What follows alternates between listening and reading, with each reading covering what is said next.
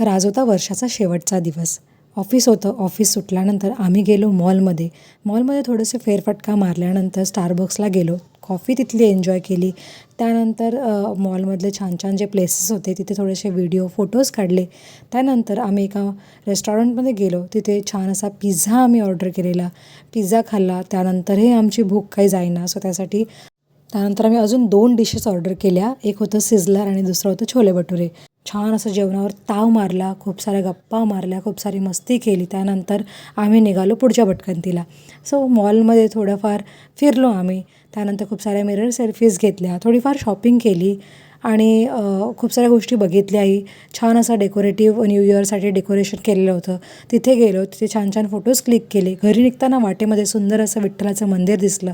So तिथे दर्शन केलं आणि आमचा आजचा दिवस मी संपवला.